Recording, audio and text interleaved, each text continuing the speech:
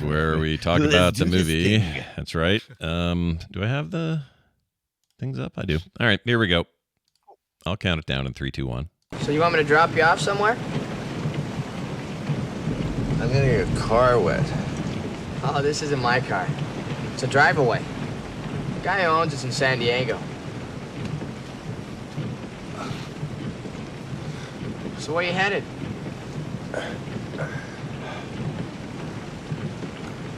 You got a smoke?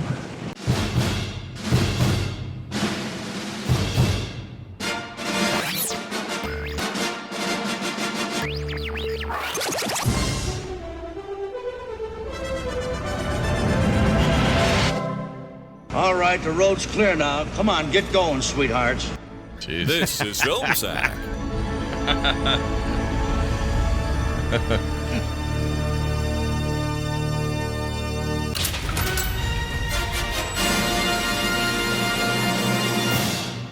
Oh, sure.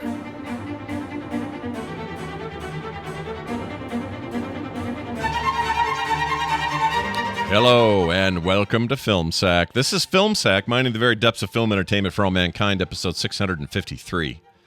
I'm Scott Johnson. Joined today by Brian. He thought this was The Witcher done away. Oh, is this not The Witcher? No. Oh, hi. This week on Film Sack, we totally ignore our mom's advice and pick up the hitchhiker of the storm on the side of the hot streaming highway of HBO Max.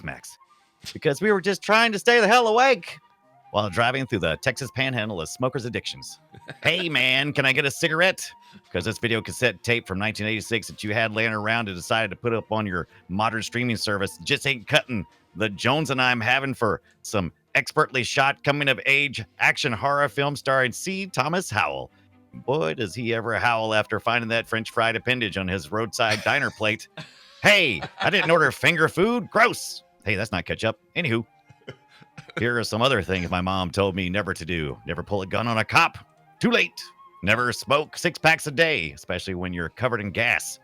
Never rent a hotel room with the girl you just met that day while on the run from a omnipotent being bent on getting you to stop his killing ways, which may or may not include pulling said girl apart like gas station barbecue with the slip of the foot off a semi-truck clutch. A real 2-for-1 deal. Randy, maybe you didn't let it ring long enough. Why are you doing this to me? Oh, man. Nicely surmised what you've done there. Yeah. Let's get to the next guy on the list here. Let's get to Randy. He's so distracted. He thinks that severed human fingers is a French fried Jordan. Aloha, Scott. Brian.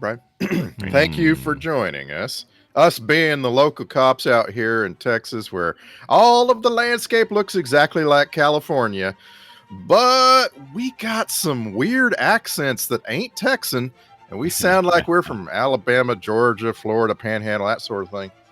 I don't know, man. This is a strange part of the world we're in. Have you noticed that there's practically no cars on these here roads? I don't know what to make of it. Anyhow, we got a killer on the loose, and we're going to go pick him up off a bus that will probably be the only thing on the highway when we do it, so we can go with just one car and, I don't know, 2 deputies? Let's send 2 deputies. But Deputy Itchy Trinkerfinger here has a string of unforced errors in the field, so we're asking you folks to follow us out to the scene. All we need is for you to follow these 3 rules. Number 1, come 10 minutes late. That way you can make it into a getaway and an ensuing car chase. That's much more fun than using an appropriate amount of force in the first place. Number 2, when you've got someone driving a police car and you do not know who they are or what they're doing or whether one of them is a perfectly innocent hostage, you just shoot. You shoot and shoot and shoot some more. We didn't issue you all that ammunition for it to go unshot. Number 3, once you've got the killer cornered and caught, that's when he's going to kill all cops in sight. That's just a fact of our lives. So what you do is you send in some complete stranger who just met the killer this morning and see if he doesn't make it work. I mean, it can't hurt, except, you know, when a young lady gets torn in half because you didn't know what else to do. That's got to hurt. That's smarted. Yeah, that ended in a way that I didn't see coming, to be honest. Yeah. Nightmare. Hey, also with us, and finally, Brian, I can't believe they pulled the single white female in half Ibbot. Well, funny you bring that up, Scott. Let's just jump right into this week's song. We're gonna take you back to 1987 for this one.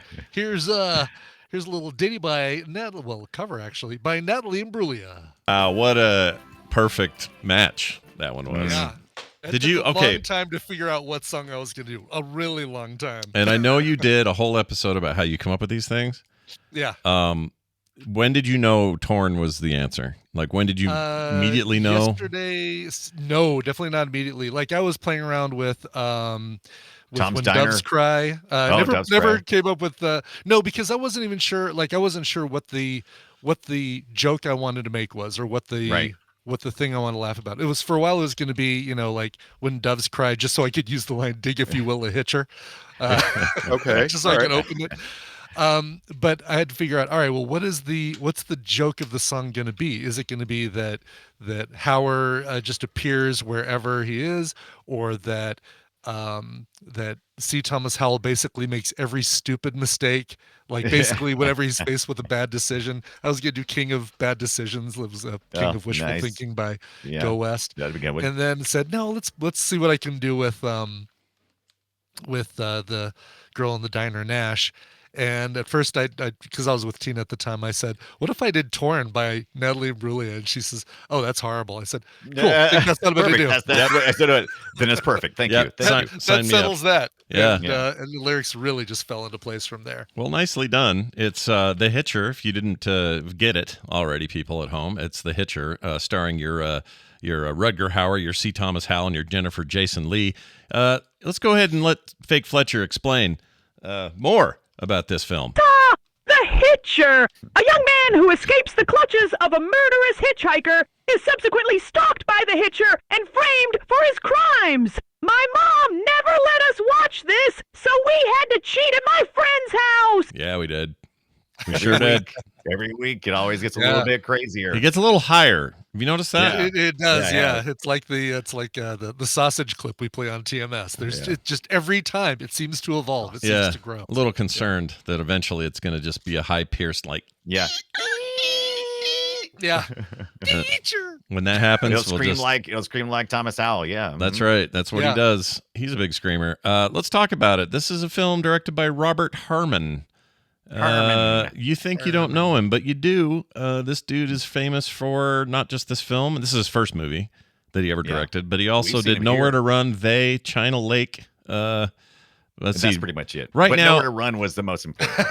And he just constantly makes stuff with Tom Selleck. That's his job now. Yeah. He directs episodes of Blue Bloods. He did all the Jesse Stone movies. Which ended, right? Didn't it like no renewal for Blue Bloods? He's out. Oh, I thought that was still a thing. No, I thought he was just got an announcement that Selleck's retired. Yeah, Oh. Selleck's like, what am I going to do now?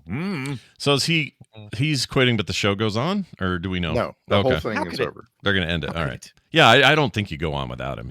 I've watched enough of that show to know that he's sort of your anchor there. That's interesting. You have watched it A little bit. Yeah, my wife was That's really interesting. my wife is really into Blue Blood. She loves it. And so I would catch bits and pieces. I think about it all the time as an example of one of those large, like, properties and communities that I don't know anybody who knows anything about it. And the reason I think about this, by the way, is because you, Scott, have a community and a set of properties that you are constantly producing. And it often feels a little bit like a walled garden. Like there will be a person who comes along and is like, hey, I just discovered Frog Pants. And like they knew nothing about it before they fell into it. Sure. I think of that around Blue Bloods and stuff like it. Like there's a universe of grandma shows. Mm-hmm. Do you know what I mean? Oh yeah. No, there's And, boomer like, the rest boomer of us shows. have no idea. Sure. There's a ton of these. All the NCISs, all that stuff. Yeah. I don't see any of those things. Jag. Yeah. I've Even- watched all of those. Even sometimes when there's a crossover, like Fillion and his rookie thing, that rookie show is great because Fillion's in it, but it's the most formulaic freaking CBS 7 o'clock. I hope we had dinner first kind of show, you know? And that's kind of, there's a problem with that, because when new shows come out that kind of look like that, look like Blue Bloods, or look like the Rookie and stuff like that, you kind of already you already dismiss them, right? As like, oh yeah, I'm not going to Right. watch that because that's a grandma show. And it might be something good. It might be, I don't know how The Good Doctor is, because I just assume that it's one of these shows. Or I am so sorry to all those people who are watching these, and also to grandmas. That, I'd be right. for the first to admit that it is a very unfair bias and a very unfair Yeah. generalization that I make with those. But I watched my fair share of them, but not because I sit down and said I want to watch them, but because I am around people who are watching them. So yeah. Nobody has time for everything. There's too No. much. There's way too much. They've all got these like I say, these walled gardens, these separate communities around them, and I'm sure like there's a massive Blue Bloods Facebook group or something, and like you know they exist. You just don't have time to stick your nose into any of them. And having said that, I don't think I'd ever seen The Hitcher before watching this. Yeah. Oh! So as much Wow. as the HBO did you run, not have HBO? I know. you Accidentally did. leave it on for 12 hours? Yeah. My person wasn't interested. And like that takes us right to the first thing, which is it is an HBO property. It was like Right. made by a studio that was owned by HBO at the time. Right. And so it has therefore been on HBO, and it is guaranteed to be on Max. How the hell in 35 years have they not figured out how to demonstrate, good quality? It's there is good quality. insane. The transfer is so bad. Yeah. Right. Randy's totally right about this. Like the fact that this is owned by HBO, ultimately it's still owned by them. They have the rights to it. Right. And they put it up on their site, and it looks like somebody tried to capture somebody's shit VHS copy of this thing. Yeah. It's so bad. It's so surprisingly bad. They've got to have a master somewhere that they should be able to use for this. Yeah, I'm like- originally shot in 35 millimeter. Our director here was he was a photographer, I believe, before this in the previous life. So a lot of really good looking cinematography, but failed due to this poor, 4:3 transfer that was just horrible. They still the 35 millimeter. And everything about it is questionable. Like I Yeah. was like, okay, what if this is like a recent mistake? Maybe this is a recent mistake where they somehow put the English audio onto some weird copy from a backup folder or something. And I'm like, no, if you look this up online, people have been asking this question Yeah. ever since HBO streaming started. Going back years and years, people are asking, why is this movie so bad? And it's like people have documented all the different versions of the movie and how it's like I guess it did really well in some other countries like Sweden or something. Yes, which is what I watched a version of it that been uploaded to YouTube in its full glory, and it did not have any other foreign language. I must have been German because it was like Der Highwayman or something. Which raises another question. You just raised another question. This is a really good question. Why is the transfer on YouTube so good? I understand that people love to preserve films and try to make them viewable as in the highest quality possible. Why is there a bunch of free copies of this movie for you to watch on YouTube when it's owned by HBO? I promise you, try to go put up one episode of Game of Thrones on YouTube. Try to put up you. 2 minutes of an episode of Game of Thrones. No, dude, try to put up 10 seconds of audio from Game of Thrones. Yeah. I get pulled down for that stuff. So yeah, you're not wrong. It's a very weird. The whole thing is weird, and this happened. Just look at this and say, yeah, let him put every copy of the Hitcher. It can't hurt. There. Yeah, but like the copy, the version of Hot Fuzz or not Hot Fuzz, Super Fuzz. That was on Super Snooper, whatever, the terrible song. Oh yeah. They the version of that movie that Brian found on YouTube was infinitely superior to the one that was on the streaming service, and I could be wrong about this. I assume there are human beings that work at these places who have the ability to look around first and go, "Oh, you guys notice how good the version is on YouTube? Maybe we ought to up our damn game and not have this shit one where by the way, the credits, the title sequence, all that was so crunchy I could barely see it. It was like so hard to see. And it was all like I texted you guys immediately. Like I started playing it on HBO, and it's 16:9. But donutted by black all around it. Like, Yeah, yeah. That's completely because pulled in black bars on all four sides, and it is so totally it reduced wasn't. in the middle. I was trying to figure out if it was pan and scan because we used to take our movies that were Yeah. 16:9 ratio to we'd put them in 4:3. But yeah, and usually you pan and scan. It didn't even like to even bother with pan and scan. It was just like, where's the No. closest to the center of this? The But perfect. Nailed but it. it's so bizarre. Like, they'll do that if our credits are we can't do pan and scan because it'll cut off credits that appear on both far ends Right. of the screen, so that makes sense. But this one, it was still landscape. There's no reason for it to be reduced in the middle. Just basically like grab the four corner handles, hold down the shift key, and drag it into the middle. For those of you who use So Illustrator, I Photoshop, was gonna like, insult. I was gonna insult HBO Max and everybody there and go, "Hey, why don't you just freaking go to Amazon, buy a Blu-ray copy, and just rip the damn thing?" I mean, it's yours right, anyway, of the movie that you helped put on. right? But then Yeah. I'm looking on Amazon, and the only thing I see for to do is imports from Oh, Spain, well, it's free. import German. I'm like, They should just go to what's the real YouTube one? and download Right. it for free, and then post it. load up Yeah. load up a Max. YouTube downloader extension. It can't, like, you could compress the YouTube version down to half a gig and it would Yeah, be yeah. way Still better better. than what's on HBO. Yeah. Yeah, I don't know what happened here. And by the way, I just so went straight to it. Like, I started this movie on Max and Wow. I'm like, no, I can't. I'm not going to watch this. I don't know what to do, And so, like, then I saw you guys saying, hey, check it out on YouTube. I went over to wish I YouTube. would've. Yeah. It's 2.39 to 1. Right. It's in The original aspect ratio. it's in very high definition. I mean, it wasn't 4K, but like No, really 1080. good. And it's someone has gone and color balanced it. The colors, some of the exteriors, like of the Mhm. desert of California, are just shockingly beautiful. Mhm. Yeah. Like, this was a great film. I kind of wish I could go back in time and see it at the movies. Yeah, no, Yeah. it should be. I remember back in the day thinking it was beautiful. I love deserts. I love the vistas of, like, Arizona, California, all that stuff where it's just like forever drives and that sort of thing. It's kind of my jam. And I remember it looking really good. And this transfer is just so bad. And I did go back and kind of scrub through the YouTube version. Infinitely better. Don't know who uploaded it. I don't understand Max what they're up to with this kind of shit. Just fix that. That's stupid. Fix that. That Fix aside, crap, though, man. that aside, here's the thing I do love about it. The Witcher's awesome, or the Witcher. The Hitcher is awesome. Yeah, I the love content it. is good too. I love it. Again, I've mentioned this a few times, and I'll say it again. This was like I was not allowed to watch this in my house. This was like Right. one of the big no-no movies. This RoboCop, Which is and funny. yeah. It's kind of funny because there's no nudity. It's Well, my mom was big on no violence. That was her but thing. Yeah, and there's this is-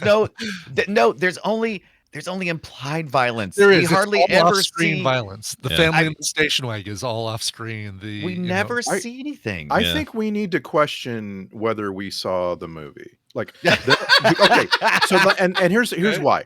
If you read the trivia, is so Yes. much talk about things that I didn't see, Yeah. and there's a lot of trivia that's like there were deleted scenes. Okay, deleted scenes is not what I'm hearing people talking about. No. I'm hearing people talking about things that I didn't see that they clearly saw when they watched the movie. They saw Now, it if in you're gonna Howell's face. if They you're saw the gonna horror. if you're gonna upload a movie to YouTube and you want it to stick, one thing you might want to do is go and edit out some of the goriest parts of the movie. And I'm just saying, I did compare it back and forth to Max because I was like, why is everybody talking about the girl getting ripped in half? We don't see her get ripped in half. And I'm thinking, like, maybe Max has like some for TV version of this, even, Right. Right. I think what's going on is they did a really good job of implying awful acts, Yeah. and as a result, our imaginations filled in all the gaps, and we are left with what seems like a very shocking film. And I'm sure that that's what my parents were doing. We only back then. saw the only thing we graphically saw was the finger. That was it. Mhm. And And we didn't see the finger get removed. We didn't see. No. We saw the blood on the window of the station wagon. Same kind of thing, right? You see the aftermath. Right. You see and it just basically implies what violence happened off screen. Right. Of course, lots of blood with police cars and internal, There was something. There was supposed to be something with an eyeball in the trivia. I've lost what and that a is. burger, hamburger. Oh yeah, was supposed to have it was originally an eyeball, and they talked him down to a finger. I mean, we do see the police officers, dead. We see a dog licking some blood off some police officers. We never see the actual act. We don't see And the actual. Besides, violence. besides seeing some police officers, with some fake blood on them, I mean, it's pretty tame. But yeah, it's Rutger Hauer's glare that convinces you, and it is C. Thomas Howell's reaction to the whole thing that makes the whole thing very visceral. So here's what that trivia said. The original script was long enough to make a 3-hour movie. Scenes that were never filmed include Ryder's slaughtering of an entire family. They were supposed to film it and didn't. An eyeball appearing in the hamburger, which was replaced by the fingers, you guys said. A graphic sex scene between Gal Galveston and the girl before Nash and Jim. Or the girl, it's not a threesome. It's that girl before Nash and then Jim. And a character being decapitated. This movie underwent several rewrites, which removed the gorier moments. So they had plans to do all that stuff. I think the movie's better for holding back. I think it's... I think so too. It's good. There's a relationship that's implied without the sex. He goes and takes a shower. She lays down to take a nap in the hotel room. And that's really that... that level of she trusts him enough to say, I'm going to stay in the hotel room and completely, conk out while you go take a shower is kind of enough of the trust issue that you don't need a sex scene to kind of further. I agree.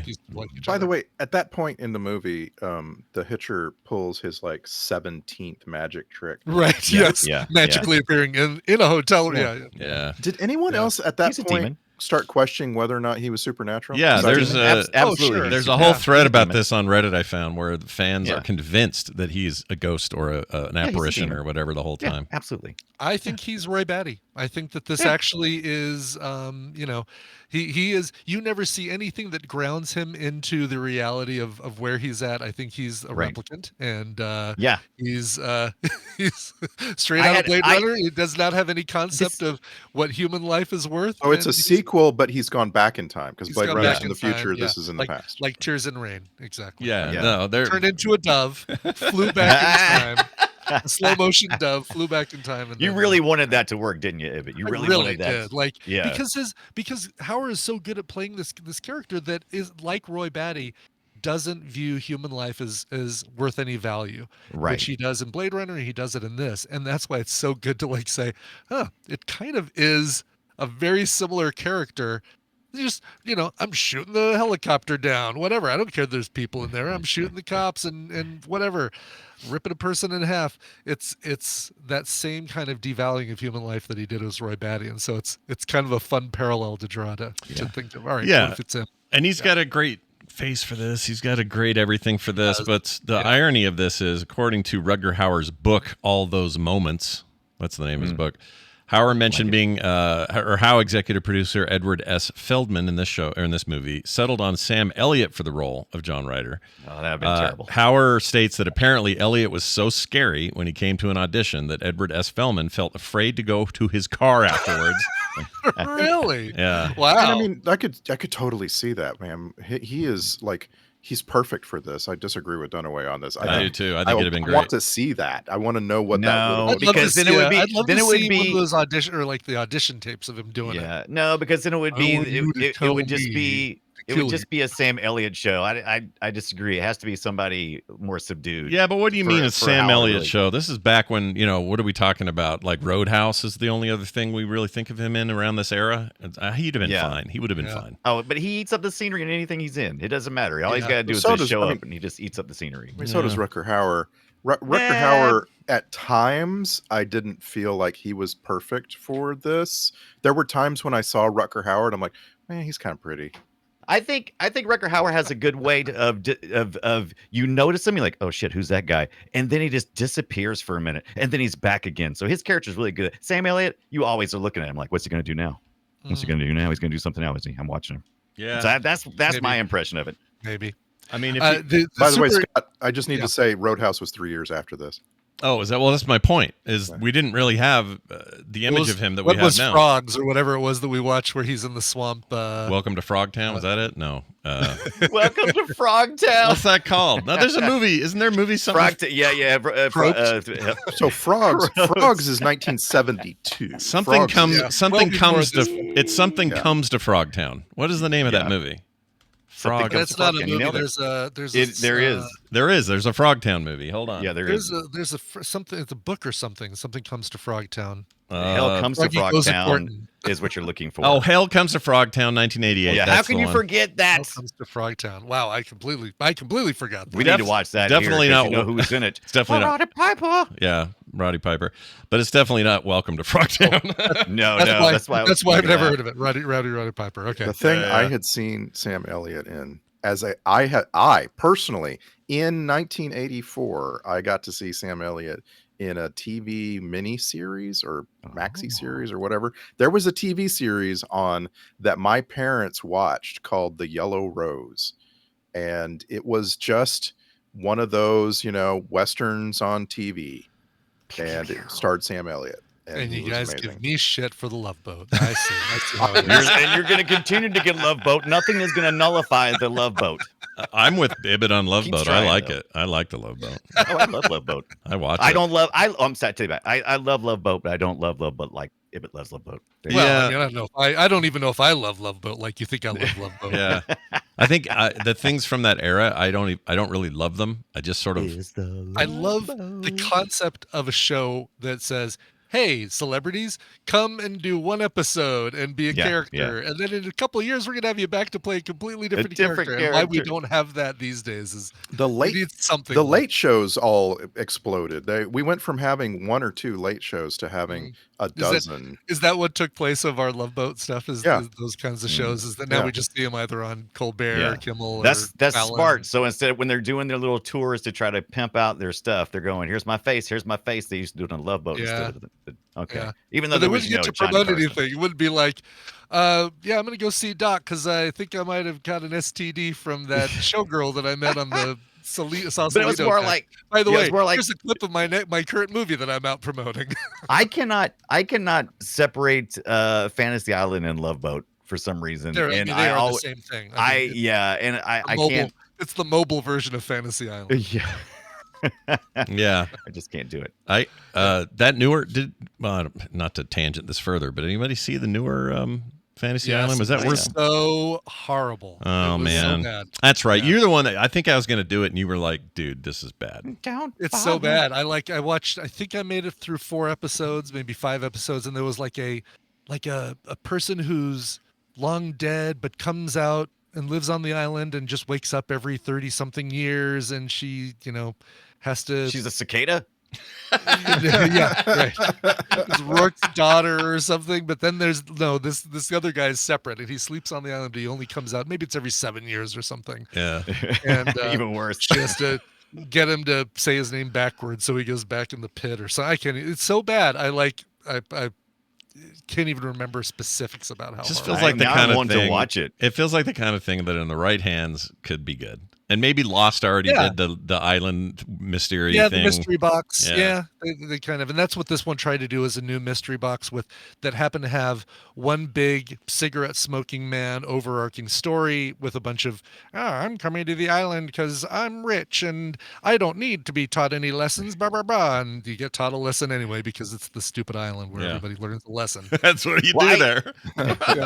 While we're still on the subject of what this movie actually was, because Sure. on the face of the Hitcher, you're like, there's so many questions. And that's part of that's built into the story as well. Sure. Why? Yeah. I also was like, they did something that always distracts me in a movie. Don't have your character fall asleep early in the movie because I'm going to assume that the rest of the movie is a dream. Oh, And so he sure. kind of did The that. police And I'm like, station? Is that where you think this movie has 2 spots where Yeah. there's a clear cut before and after. yeah. I mean, because when he falls asleep, well, first of all, he falls asleep in the car, and I'm like, oh, okay, so everything seems supernatural after this point.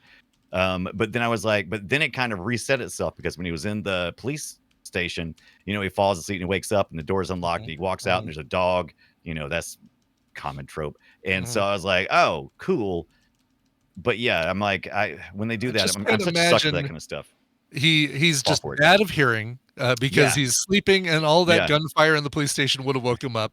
The probably Jennifer Jason Leigh screaming in the hotel room as Rutger Hauer is scooping her up and taking her out would have heard that while he was getting out of the shower. He's to say that, to call John Ryder, Rutger Hauer's character, supernatural, just Riders of the Storm. gives C. Thomas Howell too much credit as being as bad, as much of an idiot, who basically says, "Oh no, there's that killer. I'm gonna stop, let him get far ahead of me again, so I bump into him again." Instead of saying, I think, "Screw this, I'm laying on the gas. He's over there driving through the wilderness in his truck. I'm just gonna keep on the road and go faster than him, so I don't see him, don't come in contact with him anymore." I kept thinking movies like Dutch for some weird reason, connecting things together. Because I was like, really? I was like, did his mom send her new boyfriend Rutger Hauer to keep him safe, and to teach him a lesson? It was just I kept trying to grasp, which is what's great about this movie, is it does have way more questions. How wild is this? This is C. Thomas Howell's third big movie.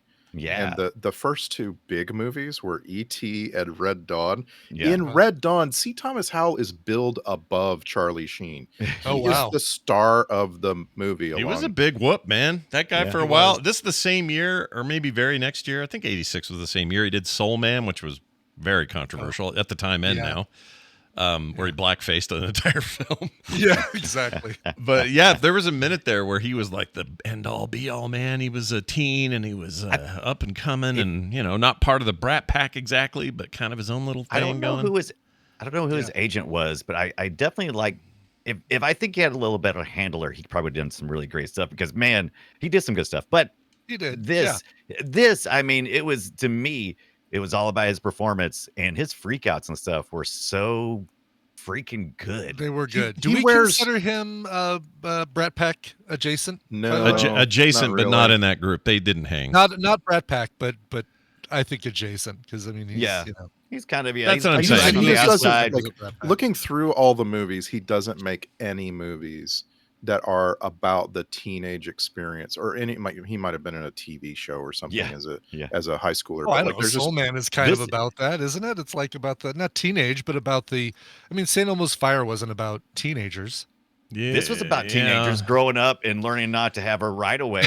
Learning not to pull guns on cops. Yeah, I don't think that's the determining. That's not the determining factor. The determining factor with Brat Pack is they were always doing shit together, and this guy just it's the was on his connective own. tissue, and like Soul Man doesn't have any, like Radon Chong isn't. There's no one in Soul Man. He was married to Radon Chung for a hot minute. Oh, I didn't know That's that. exciting. Yeah, he was also the in the Fisher King. He's the Red Knight. Did you know that? Did you know? Here, this one's for Ibbot. Did you know he was in Love Boat: The Next Wave? Did you know Tom Sawyer? I bet he was. I don't doubt that. Like, I'd episode. be surprised if he wasn't in like a dozen episodes of Love Boat. Are you kidding me? That's funny. You know, it's The Next Wave. That's when the daughter took over, right? Is that? Am I remember that right? Yeah, but also the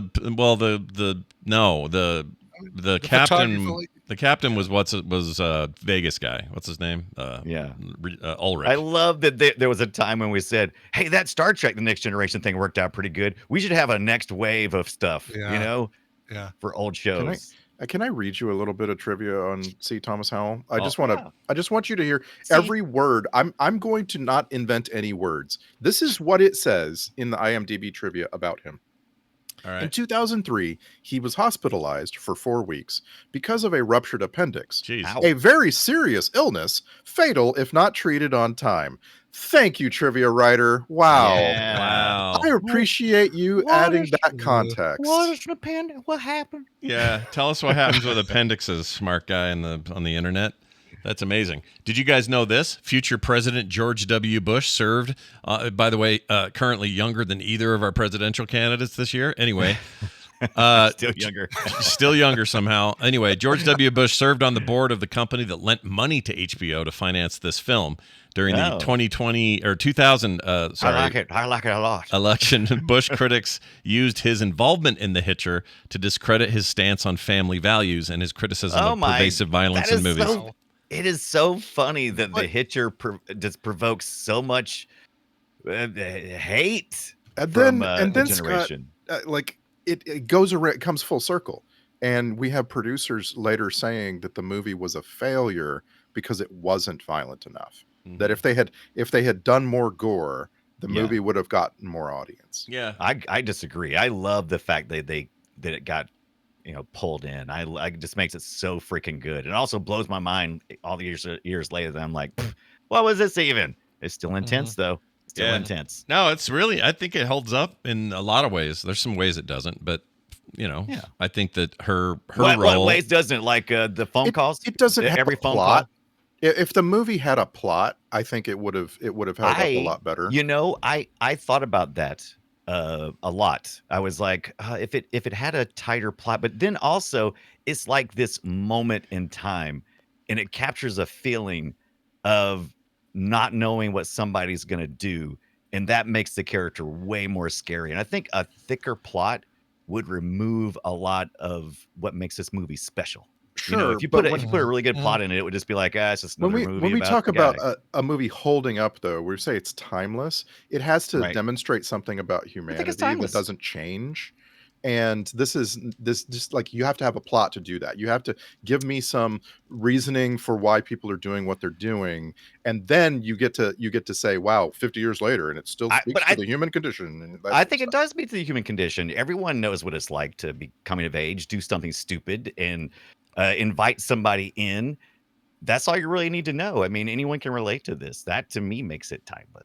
I mean, I don't think you need a plot. I mean, if we found out he's from, he's a serial killer, flown in from overseas, and he had mommy issues. How is that going to be any more relevant? Oh, they should have kept him German. That would have been good. Make him German. So, I mean, keep the Rugger in the Hauer, I think the basicness of it is what makes this more. I agree. Here's another basic part of it. The Texas cops are all corrupt and chewing on tobacco, all ready to go. And they're all from the 70s because all they know how to do is drive and wreck their cars into one another. Yeah. Oh, there's a lot of different tropes on this. The one I went with was Dirty Cop, because it's like, it's just like it's the most common of all these tropes. And your dirty cop is somebody who like pulls up on the scene and just starts beating up people. Just like the cops are so angry every time. No, It's that's hot. true. It's just there was a time where cops were all pissed. If you took out one of their own, this is a trope anyway in a lot of movies, and probably in real life this is true, but if you take out one of their own, they're willing to break every possible law to get revenge. Exactly. Yeah. Everything that happens is a domino effect from those first two cops at the diner who just assume that he's the killer because he comes running out of the diner. And basically, oh, that must be our guy. Cool. We've got him, everybody. Yeah. All right. And from that point on, I thought it was really smart how it was written. I thought it was really, I think the director, like I said, I think it was really smart how it was written. And I think that, forget it.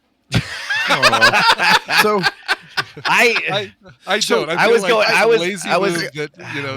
basically everything that happens hinges on a little, not even really a misunderstanding, just a couple cops jumping to conclusions. Well, Eric Reed wrote this from his own kind of experience or perspective, even though it didn't really happen like this to him, but he was doing the drive away thing, driving through Texas, thinking about different stories, thinking about the Doors song, Riders on the Storm. And he just put all this stuff together. And I think it plays well. I don't think it misses a beat as far as that goes. Keeps it simple.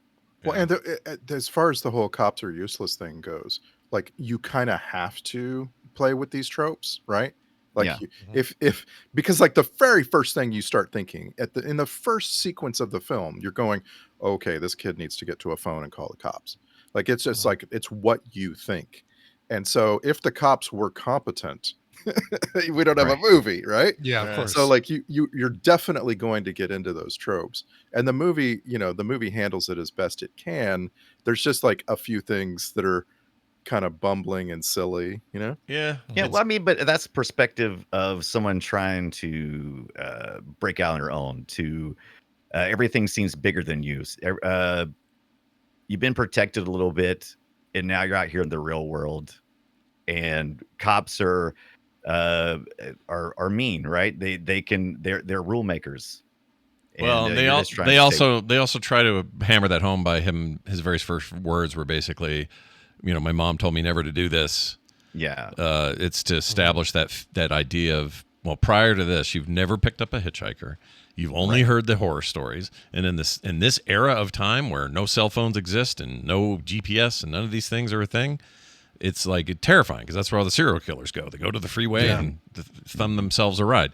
So they established that pretty early, and I like that by the end of this thing, C. Thomas Howell's character is a Changed hardened. man. He's a hardened mess at the end. He is, and he almost becomes worse than the killer, or at least as bad as the killer, because the whole thing with the two cops chasing that during the helicopter chase scene, and then him slamming on the brakes, and the other two guys shoot out their tires and probably die, like the four cops that were following them.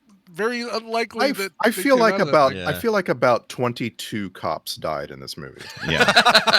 I'd say all cops right, okay, died. and out of those 22, C. Thomas Howell's responsible for at least 8 of them. Yeah. yeah, exactly. Yeah, it feels like it. It feels like he was the impetus for much death, and letting him go. Or at the end, okay, so you got the guy who played Dale in Walking Dead. Is finally a cop who goes, I believe you, kid. We have a whole other problem. Let's go find this real killer. Jeffrey DeMond. Is that his name? He's great. I have his signature on something for some reason. I don't remember why.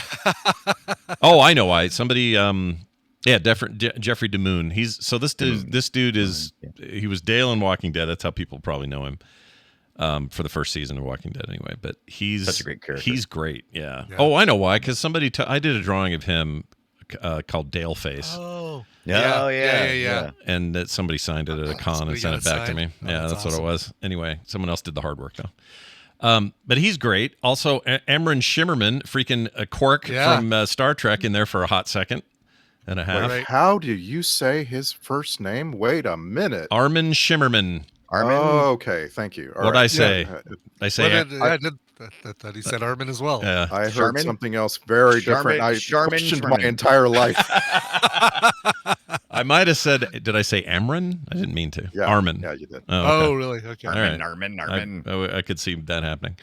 But yeah, like those guys are great. I just want to throw it out there that I like both those actors a lot. But they go really quickly from, oh my God, all right, we've got to stop this kid, to, okay, we think, we believe you, son, that it's really this killer, this other guy, we're okay with that, all the way into, all right, we need you to be a hostage negotiator for this guy. Like, we need you to, we're gonna put you in the cab of the truck with him, instead of having 4 cops just shoot the tires simultaneously, which will slow things down maybe.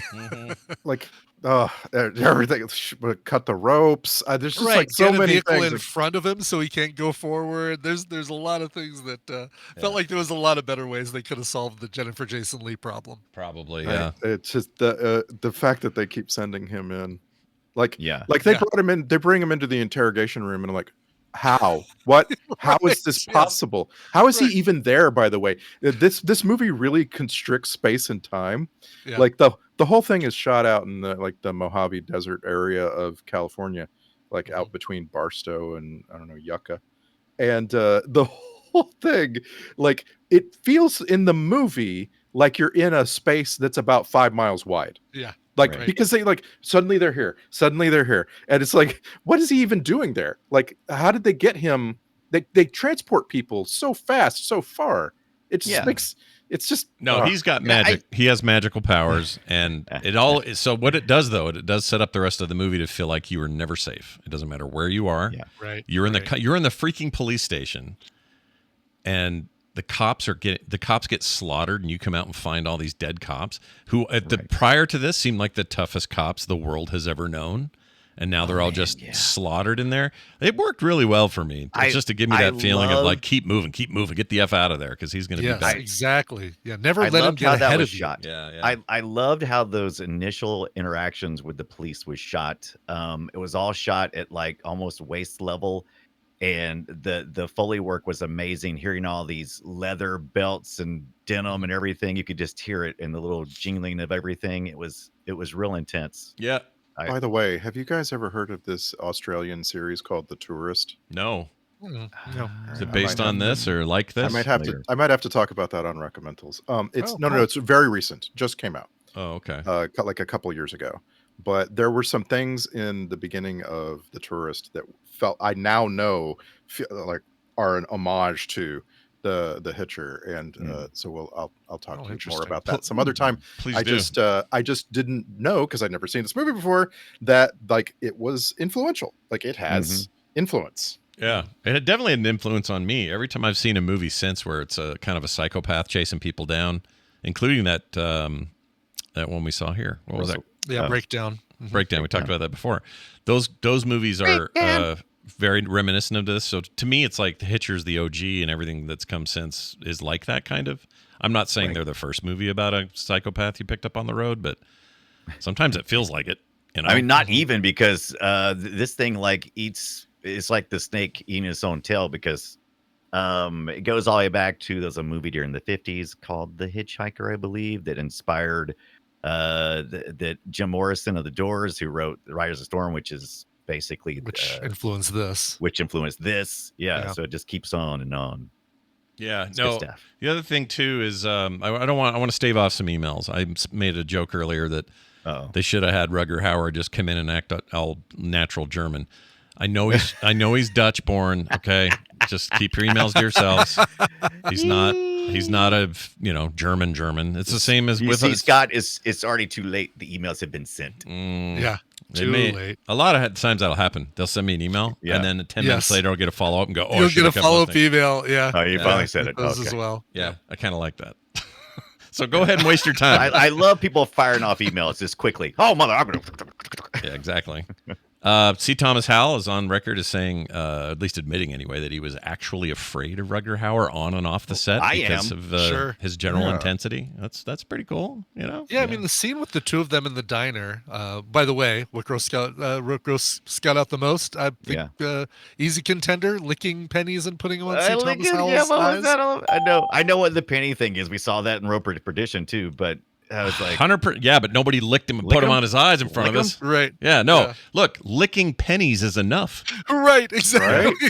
Right. No, you're 100%. Brian, you're right. Gross. Thank you for doing the first pick. It is absolutely what happened. And also, all I could think of was, it wasn't me going, "Ew, they're on your eyes now. Ew, how gross." It's pennies are little disease discs. Oh, yeah.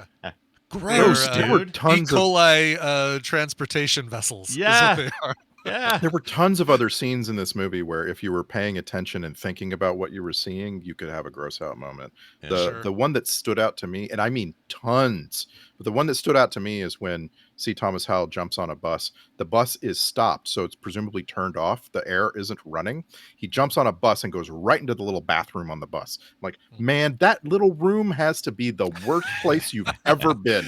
And it's 150 degrees in there. Yeah. If you're lucky, like, you're not wrong, Randy. There are a lot of things in this if you let your imagination go, which is what the movie does really well, I think, is it establishes a bunch of hardcore shit that works best if you don't see it.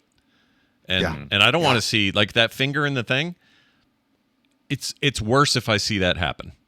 And then he has the reveal of, "I picked up a finger and thought it was a French fry." Also, how stupid are you that you think a finger is a French fry? What a dummy. Right. How many You're feeling times around. did he puke? It's How many times did he puke in this movie? I counted twice, I know, but was there? I felt like there was more. Well, there was one major puke, and then the other one was just him running out gagging after the French fry. I don't know if he actually puked, but he puked after he saw the family that was dead, because we never saw it. We just saw him see it, and then he went and puked. Yeah, and the implication there is gnarly. There are two little kids in that car. Like, it's not just simply, he killed a couple on there. Yeah, they're on their way to Vegas. Who gives a shit? But these little kids back there, oh man. And again, once again, I can't get into the right mindset. I remember when I was a kid in Texas, I remember people hitchhiking places and picking up hitchhikers.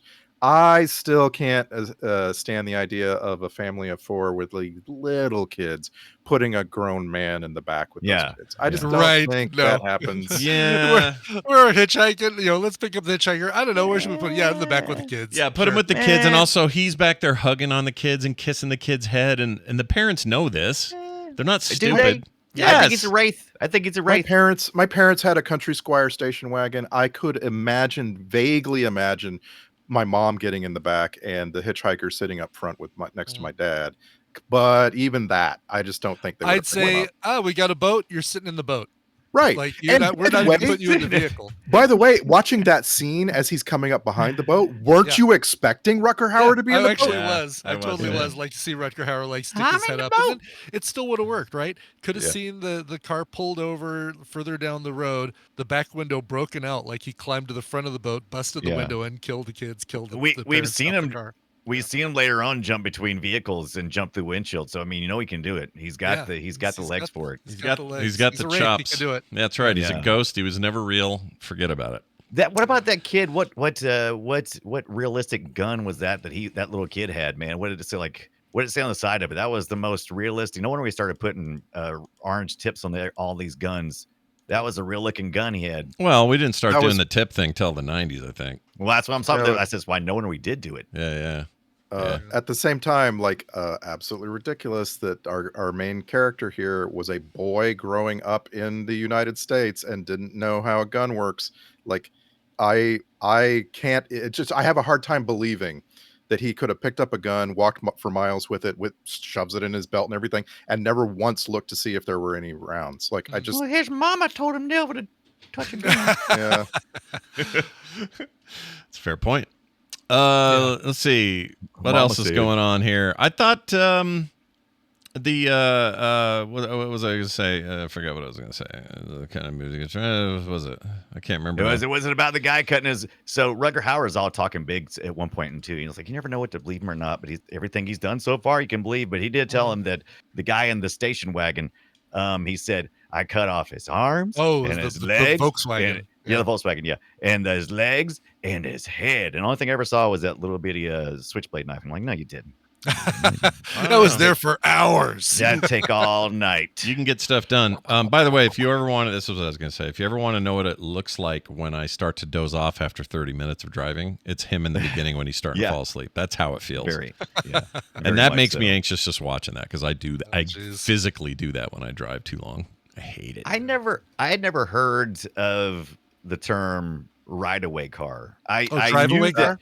Yeah, that drive-away car. Yeah, I never heard of that. So I was like, oh, okay. I mean, I knew the service where people would drive a car from one point to the next, but I didn't know it was called that. I didn't know it either until this year. There was a movie that came out called Drive-Away Dolls about a couple women who take a car cross country, basically just keep waiting for a car to become available. It absolutely sounds like a crime, though. It didn't sound like a drive-away. Yeah, right. Yes. Wait, that's the Ethan Coen thing, right? Yes, yeah, that was sadly not as good as I wanted. As I was hoping it would be. Yeah, you're right on par with what I've heard from everybody else. It sounds like a real bummer. Saddens me. Bad. Yeah, because I love Margaret Qualley. I think she's, she's Andy McDowell's daughter, and I think she's fantastic. She was amazing in that TV show Made. Yeah, really good. Seen it. Really good in Leftovers. First time I saw her was Leftovers. She was really Leftovers as well. Yeah. But boy, is this such a disappointment with all that. I can't believe they had a real phone number in this one. That wasn't a 555. Yeah. You don't know 555s. He gave some real numbers. Yeah, I meant to write them down because I wanted to try it. I didn't. Yeah, I got one. Yeah, I was curious if that was to Chicago. I think 312 is now Arizona. So do you have the full? Do you have the full number by chance? Yeah. Hold on, we'll try it right now. I'll do it on there. Yeah, we should try it. What are you going to do if somebody answers? Just say. I'll just say. Did you know your numbers? Have you seen Howell? I love that idea. No, if it's right, we should say. Did you know your movie's in the Hitcher? Or your They definitely know. They definitely know. All right, give it to me. What's the?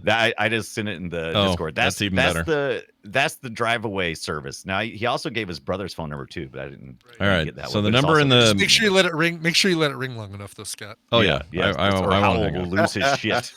Good point. All right, here we go. It's ringing. Allow. Okay, here we go. Let's see what we got. Oh, it just hangs up. Oh, this thing's up. That tells me that number has been banned from use. Yep. All eternity. Right. That's Delisted. That's a shame. And have we spent much time looking at what he's up to these days? Steve Thomas Howell, is he busy? Has he got Dude, yeah, his not IMDb page, but his Wikipedia page is so huge. I posted that photo that, makes him look like he's going to be playing young J.K. Simmons in the biographical picture of his life. Oh, yeah. But his 4 or 5 movies a year since the 80s. Yeah, look at him. Lots of TV, lots of one-offs. 3 episodes in Walking Dead. He's 12 episodes of SEAL Team. He's in that Will Trent a couple show. Of Hallmark Christmas movies. Yeah, my wife's all into that Will Trent business on Hulu, and he's in that. I guess I didn't see it. Yeah. Old Dads. Who did that? That was the Bill Burr thing. Oh, that's right. Bobby Cannavale. Yeah. Yeah, I'm impressed. I mean, we all followed, Tom Cruise and name one of outsiders. those. Yeah, all those other guys. We followed those guys like Hawks or whatever, and they all had varying degrees of success. But I feel like C. Thomas Howell just under the radar, just kept on working, doing stuff. I cannot imagine a better actor for this role. Like, it feels like the role got clamped onto him as he was making the movie. Yeah, I just like at some point I'm just like, I feel like it's an actual kid going through actual stuff. Like it's just, he's perfect. The way he reacts to things, like the way it's like slowly beating him down, and you can see him becoming more and more hardened as it goes. Like, he's perfect. Yeah, he's good for it. I wasn't sure like that in shot of him standing as a silhouette, smoking one more time. Yeah, one more cigarette, baby. One last, exactly. Yeah, By the way, I forgot the fact that he was married, like I said, really briefly to Radon Chung means that he was Tommy Chung's son-in-law for a little while. Wow, Right on. interesting. Oh, Didn't think about really? Yeah. Can you imagine Thanksgiving at that house? Right. Uncle Cheech comes over. Oh, man. Right, exactly. Yeah, someone comes to the door looking for someone named Dave, and the guy goes, "Dave's not here, man." I mean, that whole what a lifestyle. Must be amazing. Wasn't Radon Chung in some sci-fi thing, right? Like one of the, not Total Recall, Running Man? No, wasn't she in something? Something like that, right? Yeah. Commando, maybe, or yes, Commando. That's it. was it Commando? Right. You're We right. star in that. It is Commando. Also, we starred in that's. something I'm glad else. you asked that. I wanted to find out how many times Rutger Hauer's been on Film Sack, but we can still talk about her for a second. Oh yeah. But I'm fascinated by your putting the letter D in the middle of his first name. who? Tommy Chong? Rutger Hauer. Oh, Rutger. Rutger. Rutger. When you say it, it fascinates me. I'm like, Rutger Hauer. I've Rutger. done the is same. it because Yeah, is it Rutger. because there's a name Rudiger? Does Well, that I think it's because there's Are you saying I'm saying Rutger or something else? you're saying Rudger? Oh, I'm hearing Rutger. Yeah, I do Rutger. I go Rutger Hauer because he's got a T. I was wondering You if do maybe that's. now. Yeah, yes, thank you. Did I say Maybe I say Rutger earlier? Hauer. Maybe I put the D in there. I put the D in the Rutger Hauer. Yes. Rutger Hauer. If I say it fast, you're right. I kind of leave it out. He's got some big D energy, Brian. Is Yeah. that what you said? Yeah, baby. He went to school and he got the big D. Sorry, I was listening to Such a wet great song. wet leg Yeah. earlier. You know what my problem is with that band, real quick? Long on the chaise. I'm yeah. I hate. Okay, that song's amazing. All right. Yeah. But I hate the French sourced term, chez long. I hate it. Yeah. Okay. It makes me want to die when I hear people say it. So that song says it so often that I've never had a situation where I'm loving a song and hating what they're saying so much as Right. that song. But Chase Lounge is not spelled. Let's see here. It's Longue. It's not Lounge, isn't it? It's Well, I you hear say it. Chase Lounger lots of times too. Is that a? maybe no, I guess not. I thought there was some different spelling that was like, oh, so it's never, it's been Americanized into Chase Lounge, Right. but it's Right. And I wish she said it that way. If she said it that way, I'd be very happy. The song is L-O. Well, let's see here. Well, Hold on. Chaise The song Lounge. is What do you think Rutabaga L-O-N-G-U-E. Howers thinks about this? Chaise Lounge. Okay, that's how Americans say it, Chaise Lounge. right? Now, if we Right. say, let's see how to pronounce But see, Correct. look, if you look at this word right here, right? CHI. Ignore the first word, chase. But the Oh, I got a second word picture is, too. Sweet. yeah, exactly. You've got LONGUE, which is, it's one letter away from tongue. It's not Yeah. lounge, LOUNGE. Right. It's Did a you say chaise tongue? lounge. Did you say tongue? Is tongue Jew? How about this? It's a tongue Chaise view. lounge. Wait, that's American. Chaise lounge. Okay, how about this one? Chase lounge. No, that's wrong. Chase Lounge. I'm Shut up. curious. Lounge. I'm curious if other That's a fainting couch, countries- Randy. What I just showed you is my Chase. I'm just to say Chase Lounge because I can't help myself. Yeah. That I went and bought that Chorizo. exact thing Yeah. about 22 years ago, and it was like I desperately needed it in my life, and I can't express how much I enjoyed owning that thing. Like Nice. it was just it was so perfect. You could there's all these different positions you can get on it. Like it is the best piece of furniture. It looks like It's a fainting couch. I love fainting couch. A fainting couch is a modern term describing a couch with a back that is traditionally raised at one end. interesting. Are you about to pass out? I'm going to need you to head towards the. Oh, that is that is exactly the same. the therapy Yep. show. I did therapy when show couch. Wendy and I were doing the therapy show, which we're going to do another season of. That's the very kind of couch I use because I think I see that and I think of that as a therapy couch, like a. Secretly thinking of Randy. Yeah, I got you. Chase Lounge. So international listeners, I gotta know: is America the only place that people constantly have hour-long conversations about how you pronounce things? No, or is it a of course universal not. thing? Okay, just curious. It's All a right. Universal. it's a human thing to do. Yeah, By the way, absolutely. today's word of the day on Merriam-Webster is this. Right. Symposium. There you go. Ooh, Symposium. symposium. Yeah. Hey, Scott, where are you from? Symposium, Utah. So not Disneyland. No, hell no. Forget that. Does anyone have any other further thoughts on The Hitcher before we do clips? When are we watching the sequel? Which, Yeah. sadly, The Hitcher. here's my idea for the sequel: make C. Thomas Howell the killer. Oh, So that's a great good idea. question. So that's where we were leading to, right? That's one of the things I was like, is this character the Hitcher? Is he from the future and is really he's training him on how Wow, to it's become... like a whole big time loop that he's basically gonna train his own. So, I kind of have a trope about that. You do? Oh, really? Well, let me Yeah. play the button that you're looking for. This is a trope that you have to say the name of the trope in a particular accent, and that is I cannot self-terminate. The I cannot self-terminate trope is played out over and over in this movie, where Rucker Hauer basically gives C. Thomas Howell every ability to kill him. Yeah. And it's Yeah. like, And I'm it's like, here you go, disappointed. kill me then. Yeah. Right? Why don't you kill me? And like, it's such a weird trope, right? Because like in reality, if someone was attacking you and they gave you the gun, you would just kill them. Well, all right. It's kind of an old serial killer thing. This effect is serial killers will often say, "I wanted them to stop me. I needed somebody to stop me because I'm not able to do it." How do you know that? Who told you that? You Oh my have God. serial killer the friends millions, or what? The millions of freaking serial killer shows that run in my house 24/7 that I'm inundated with says that, Scott. Okay, Sure, fair enough. sure. Fair enough. But so what I was getting at though, or what I wanted to say about this second movie, is that it's called The Hitcher 2, and then it has a tagline called "I've been waiting." And here's the weird bit: Jake Busey's your killer. All right, that's a decent pick. That's good casting. But C. Thomas Howell is back with his now wife as the same character from the first It ain't movie. Nash, And unless he- he's got the top part or bottom part. I And he don't know. just happens to be on another big stretch of freeway where a guy is assigning killings to him. Like the thing says right here, sadistic killer terrorizes a couple driving on a rural highway in Texas while killing numerous people and framing them for his killings. Like twice in your lifetime. Syndrome. It's bad things. Very specific bad things always happen to the same person in sequels. Like That's just bonkers to me.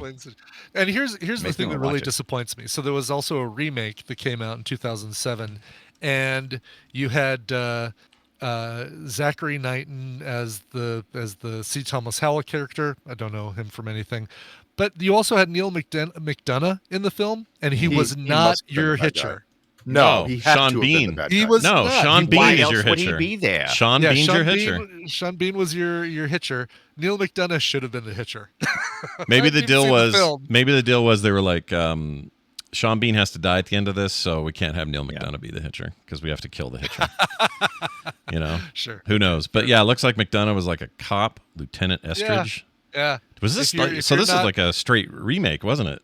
It's straight up remake. And if you don't have Neil McDonough as your hitcher, you're absolutely doing it wrong. I love Sean Bean, but Neil McDonough should have been your hitcher. Yeah, I kind of agree.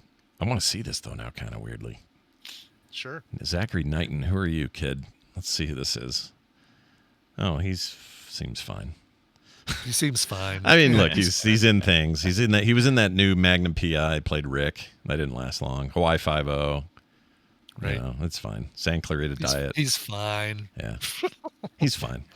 Not streaming on any services, but you can rent it on Apple TV and Prime Video and all the usual suspects. Well, All the usual suspects. yeah, that movie I would rather rent. I'd rather rent the usual suspects. Well, yeah. Yeah.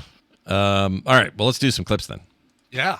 Okay. We got some here, and let's see. Not a ton because I don't know. The movie's not full of quippy things, but what I did, What? Cap, I like. Here's all the laughing at the beginning. What do you want?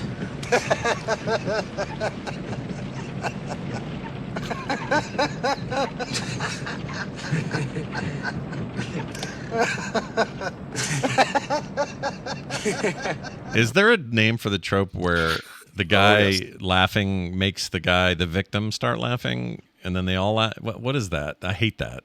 It's in lots of things. Yeah. But it's true. That's what it's human nature, right? It's like I'm uncomfortable. It's an uncomfortable laugh. So, I guess so so. for this one, it's bundled into this other trope that's pretty common. It's called the stoic. Mm. So, the stoic is Rutger Hauer here, right? Like he doesn't seem to really have very high or low emotions. But then this little scene right here where he laughs to see what he can cause as a reaction in the other character, like that is what is it the exception that proves the rule, right? Right. Mm-hmm, mm-hmm. The stoic is, like we're so used to it that we don't even think about it, right? We just, in movies, there's always people who have no emotions, and here's one. This guy. Yeah. Yep, for sure. I personally hate this a little bit because I at this point I am like, kick him out of the car, kick him out of the car, kick him out of the car. He did too. And he did. Mhm. And then the next thing I'm saying is now drive until you're running into the Pacific Ocean. Drive, never stop driving Yes. until the shape of the earth makes you stop driving. Right, You know? right. And that was the thing that was holding it back. It wasn't his car, and it was implied that it was an expensive car because looking back now, it's like it was just driving an old car. But at that point in time, it was supposed to be an expensive car, and he was driving slow. That's why people kept passing him too. It's those little bitty things that made me think, okay, that's the reason why he's not running, because he still has some trust that was just an anomaly. That's not life. That's just an anomaly. Nope, Yeah. you're in for it, buddy. Yep. You're toast, as they say. You're toasted. Oh, go ahead, Randy. That car is an Oldsmobile. I'm trying to remember what it was. It was, you're right. It was pretty down the middle. Like he wasn't transporting a very important car. And Right. that's too bad because they brutalized the car. There's a trope, car violence. They just eat that car alive. They Eventually. literally burn it to the ground. When in he this movie. comes flying out of the gas station on fire, I was like, yeah, Yeah. that's what I'm talking about. That was right pretty there. cool. Best shot in the movie. I agree. And Good. actually one of the best shots I've seen in movies in a very, very long time. And yes, I'm including Mad Max. Like that was a shot where you're like, wow, they really put a lot of thought and effort into that. Yeah. You're wrong about the comparison, but yes. I You're understand. wrong about that. It did feel like Mad Max at that point. Well, yeah, that was very, Yeah. yeah, I'm love sure. that. And you know what? I'm just going to go ahead and assume this director was inspired by the by what would he have seen? Road Warrior. He saw well, that and went. he probably he might have seen that. A lot of people compare this to like, oh, this is just Duel, and I'm like, no, it's not. You see Duel, you never see the dude in the dirty truck. This guy's in your freaking car. It both happens on the road. I get it. We need to By the do way- Duel. By the way, can we By the do way, Duel? That's great. Oh yeah, I've never. I'd love to do Duel. I've never just wanna- seen Duel. I want to see it. Oh, it's so good. Yeah. I want to correct myself. I just loaded up the movie on YouTube real quick, and I looked at the car.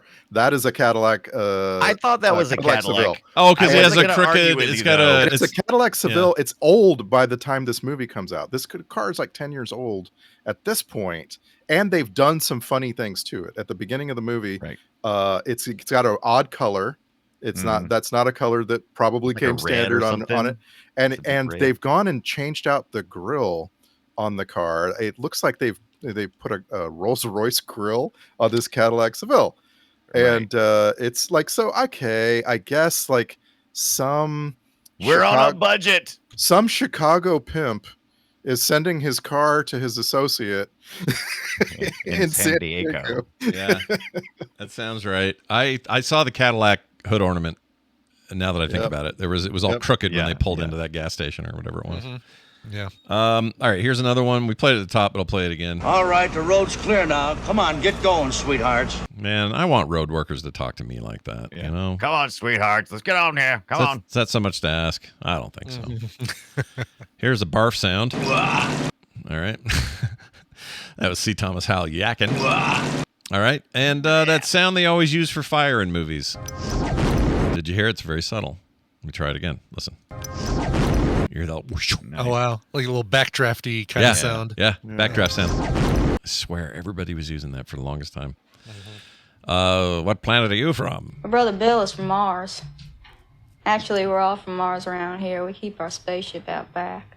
So, what planet are you from? What planet are you from? I can tell you're not paying attention. Let's F with you. Yeah. Or let's have her do an accent that doesn't work. I couldn't be mad at the dialogue in that scene because I love the framing, the lighting, everything about that shot was just fan-freaking-tastic. It didn't matter what they were saying, really. It was pretty good. The whole movie just punches way above its weight class in terms of cinematography. Yeah. Unless you no business being, of course, like they're out in some of the most picturesque part of North America. Just like even in the interior shots, just perfectly framed, beautifully shot, and poorly translated to Max. Right, poorly destroyed by Max. Poorly destroyed or greatly destroyed. I don't know. Well, greatly destroyed. Great job. Yeah. Here's a clip I called "You Mean Me." You. Me? You, yes, you! Okay, sheesh. Okay. Why are you talking to me? I'm the one of the good cops. I'm just here doing shit. Here's Dale from The Walking Dead. Why don't you stop things right now? You can just let my men go and give yourself up. All right. I don't know why I picked the one where he's hard to hear on a radio, but I sure did. Here's some desert screaming. It's not as cool as Furiosa realizing the green place is gone, but it's close. Here you go.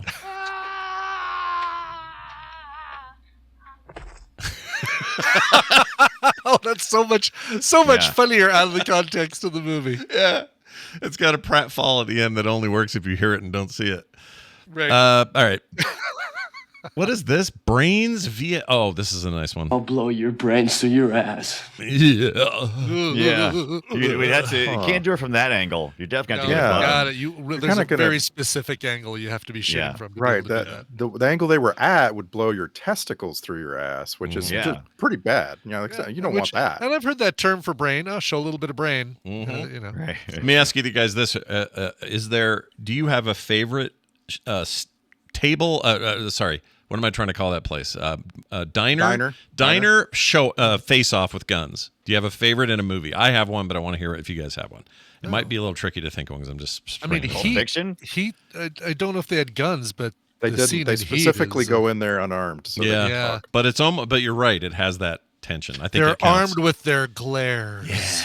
Yeah. I think that counts. Pulp Fiction's another great one, although it was less about a face-off between two people at the same table, but I still think it fits. Almost every Tarantino movie. Tarantino loves diners. He loves them. Yep. Like Reservoir Dogs starts in a diner, right? Mm-hmm. I really, really like the restaurant scenes near the beginning of Death Proof. Mm-hmm. Death Proof, underrated Tarantino. I think it's my second favorite Tarantino movie.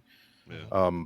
I guess, yeah, Scott, if you don't count Heat, Goodfellas, what's your take? I mean, for me, it's Gross Point Blank and Grosser and right. Oh, that's a good one. And they literally have guns, They and it's both also have funny. guns under the table, right? Yeah, and it's also both holding it's also guns, yeah. funny. It's also intense. It's also like harrowing. It's an amazing scene. I love that. Every day that goes by, that movie goes up. I love it so much. All right, well, that's your clips.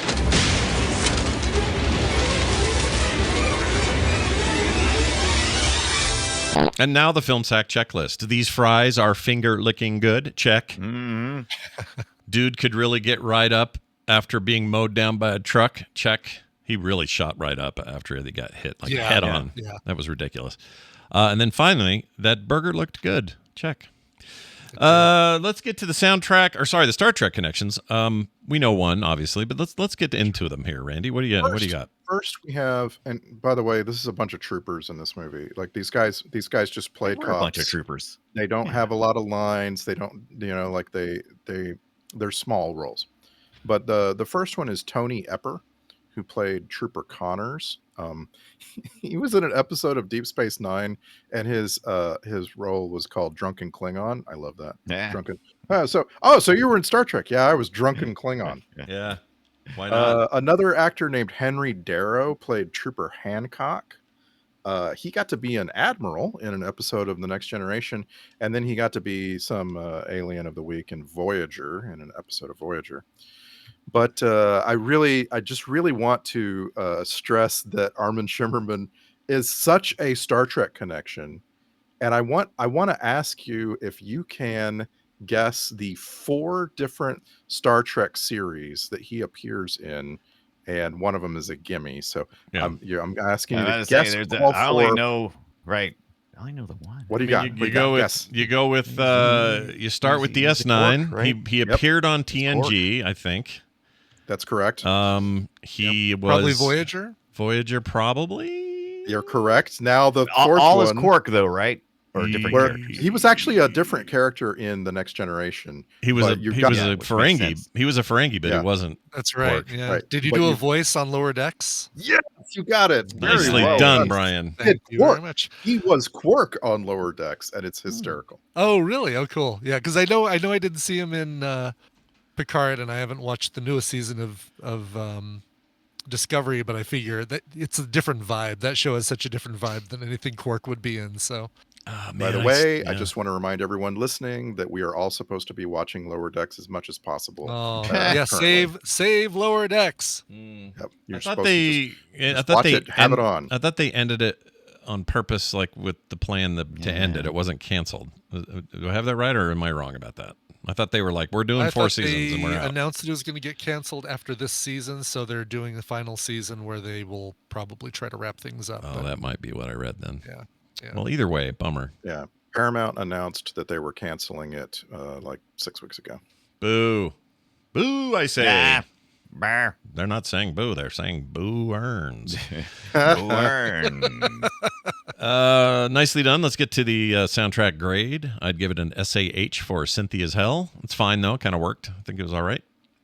Some synth in horror movies and thrillers, they work for me in the old movies. It's not bad. Mm-hmm. Sorry, Randy. The composer here is Mark Isham. Oh, we know him.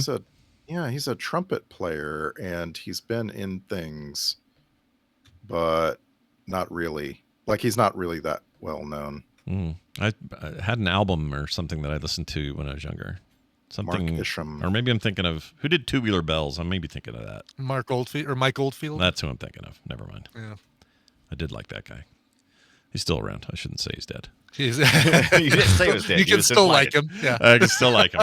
I can like him even today. It's totally fine to like him. You know what? Even if he dies, I can still like him.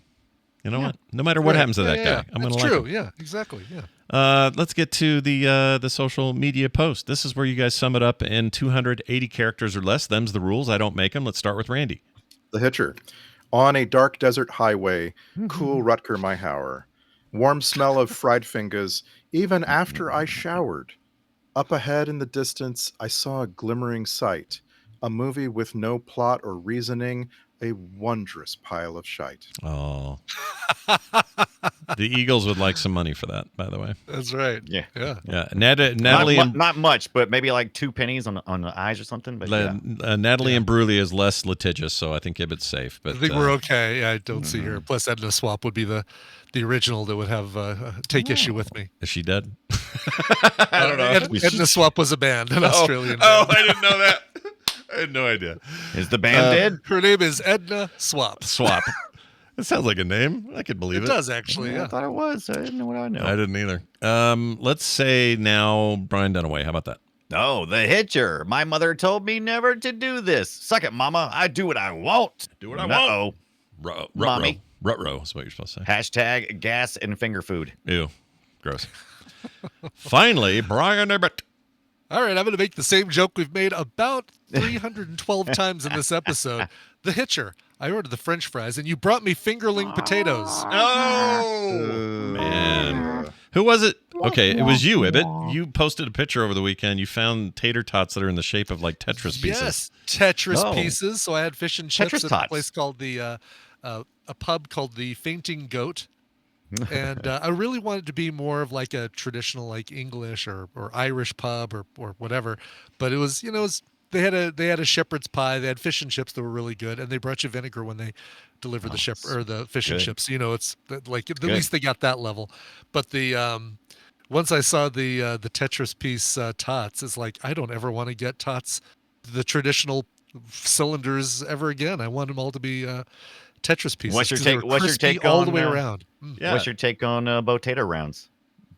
Botato? What's a botato? What is a botato round? I guess you don't have any Bojangles near you then. I just looked it up. That's a Bojangles thing. Wow. Yeah, never heard of it. No, we don't have Bojangles near us. No. That's a southern. It's a circular tater tot. Yeah. Yeah, boy, those things like a puck, like a tater puck. Yeah, like a tater puck. Ooh. There's who has the Olays? Those are kind of like the Olays, aren't they? The who has the frijoles or whatever they're called? Frijoles. Yeah, is that not Carl's Jr., but someplace has little discs, right? Little discs. It's one of the it's the Mexican fast food place that has burgers as well as tacos. Del Taco has them. You're right. Del Taco, that's what it is. Yeah, we do have that. But I've never heard of a Bojangles in my life. But I'm looking at Bojangles. This looks great. Yeah, I looked up Bojangles near me, and in reality, there aren't any within 2,000 miles of me. Right. But for some reason, Google, which is now useless, the worst thing on the internet is Google for finding stuff. It was like, hey, yeah, but you got Bojangles everywhere, and I drilled down. It's like, no, that's a Roscoe's House of Chicken and Waffles. No, that's a KFC. Come on. Come on. Yeah, come on. Sure. Come on. Yeah. All right. Let's get to the alternate titles, you guys. This is important. Get to see under the blanket of what was really going on here. It was almost called Soul Man Runs from a Hobo with a Shotgun and Gets Questioned by Quark. That didn't stick, though. Or not bad. Roy Batty Can Teleport at Will. That was the other name. Yeah, I can. Yeah, they almost went with it.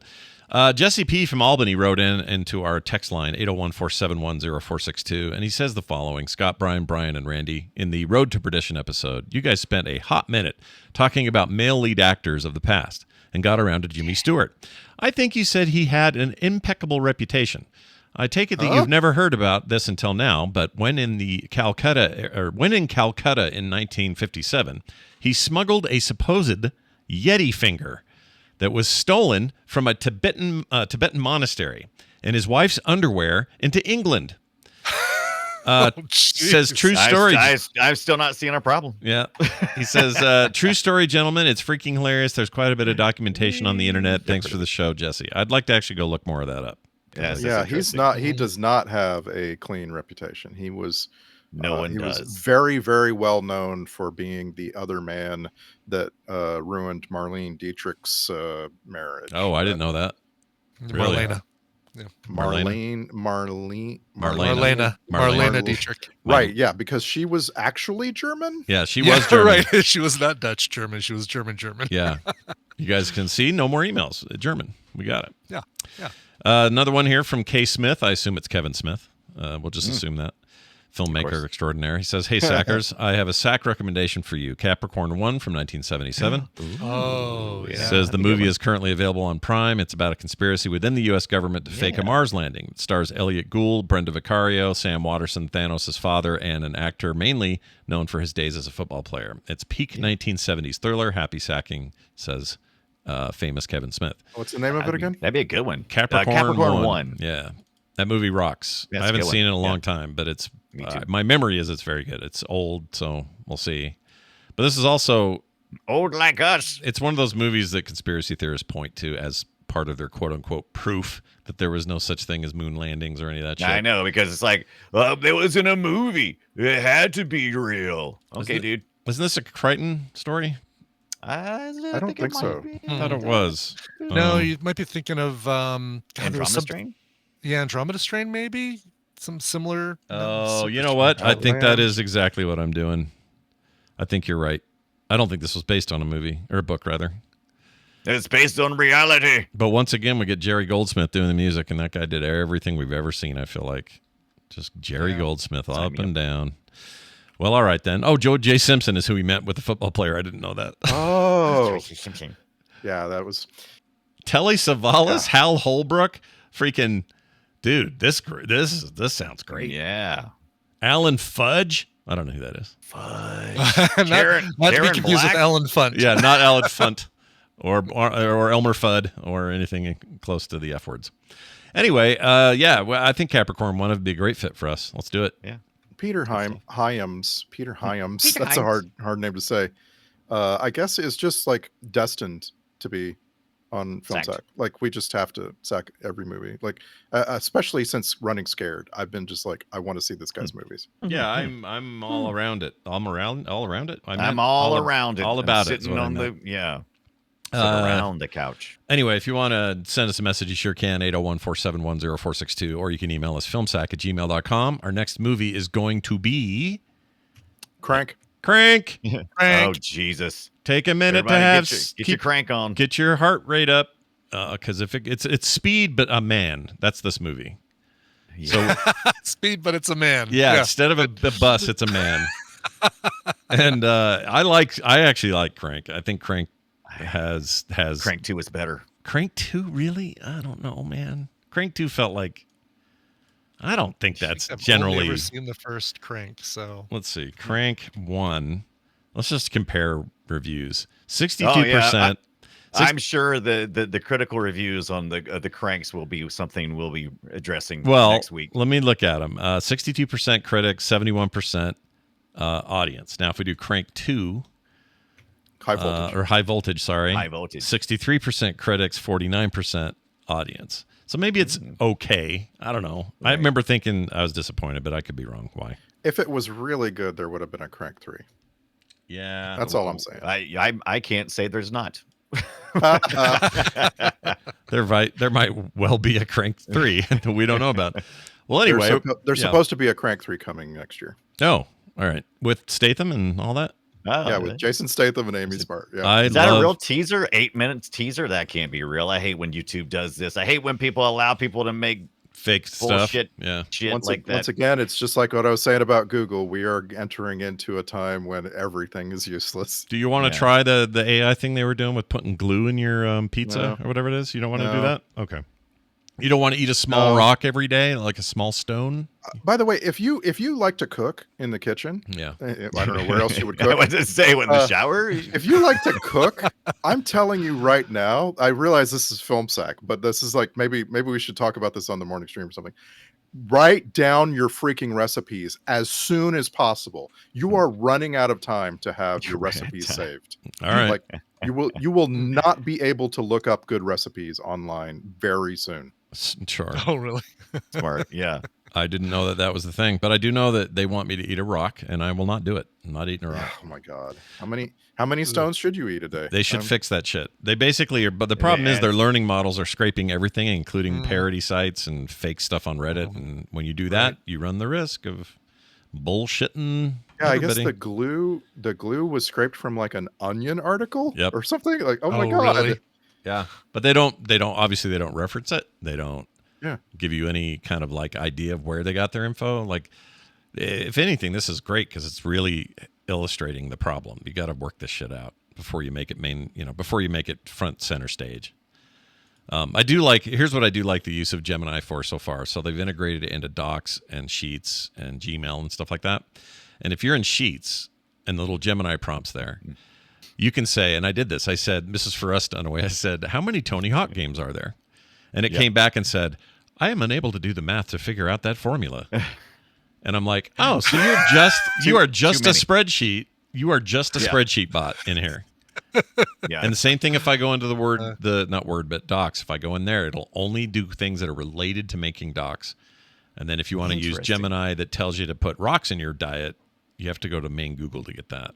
I haven't used this thing at all. And it's part of the Google Sheets thing. Is some kind of AI Gemini. Gemini's just their AI. It's their Chat GPT, and they use it on everything. But they've integrating it now into all their free services. Is that the new bullshit that pops up at the top of my Google search results when I go there? Yes, probably. Yes. Okay. And slowly highlights each word individually. Like, yeah, it's super annoying. I haven't used Google in a long time, but in the last week I decided to see what everybody was complaining about, and there's some weird shit in here that they're doing. I don't understand why they want to rush that to market. I understand the chatbot, like have conversations with Gemini.com or whatever the hell it is. That's fine. Like, I know those models are weird, and it's an okay place to just go in there and say, hey, make me a will, last will and testament template, and that works. It's fine. That stuff's good. But when you're giving search results, which are supposed to be, it's not gospel, but it's supposed to be as accurate as possible, and Google was famous in the 90s for introducing a system that gave you legitimate results for what you were asking for. You really run the risk of besmirching your reputation as a trusting source. Going back to Alta Vista. Yeah, let's do it. I mean, I've been using DuckDuckGo for 4 years and I haven't missed Google at all. But for those who do, DuckDuck don't. Oh, DuckDuckGo's great. We like it. I know. And people get very, very mad if you besmirch the DuckDuckGo. Oh, you can smirch it. I don't care, but I really like it. No, thank you. I don't want to find a all you want. I don't want to find a horse in my head. Just DuckDuckGo that. That's right. Hey, quick note: we got friends on Patreon and brand new folks like Chris Four and Weston Wright. These are cool dudes. Do you know how I know? Because they joined us to support us. They want this show to thrive and for us to keep doing it. And so, because of them and many others, we're very grateful. If you want to be one of those people, go to patreon.com/filmsack. You'll get no commercials ever. You'll get movie-related art prints in the mail, host specials. Dunaway just put one up. It's up there now. Yeah. Go check it out. It was fun. Yeah. It was fun. It was all about shit you can't unsee, or why is Brian such a prude? Yeah. All of that. Can't wait to listen. Yeah, it's really good. I listened to it myself and it was fantastic. Go check it out. Become like Chris Four and Weston Wright and many others and sign up today. That's patreon.com/filmsack right now. That's it. Filmsack.com is our website. Website? I don't think I've heard it referred to that, but that's how Sean Connery, Sir Sean Connery would call it. I'll go to my website. That's what he'd say. Anyway, so go there. Filmsack.com will lead you to everything else you're looking for. That will do it for us. For me, for Brian, and for Randy. My mother told me never to do this. See you next time. Hold my finger.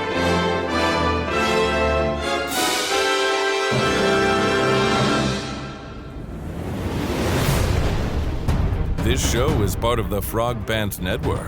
Yes. Get more at frogpants.com.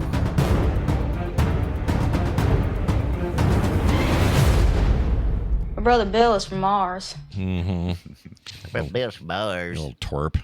Little weenie. I don't remember what was that even from? Oh, no, that was her. That was not some kid. That's her. That's when she's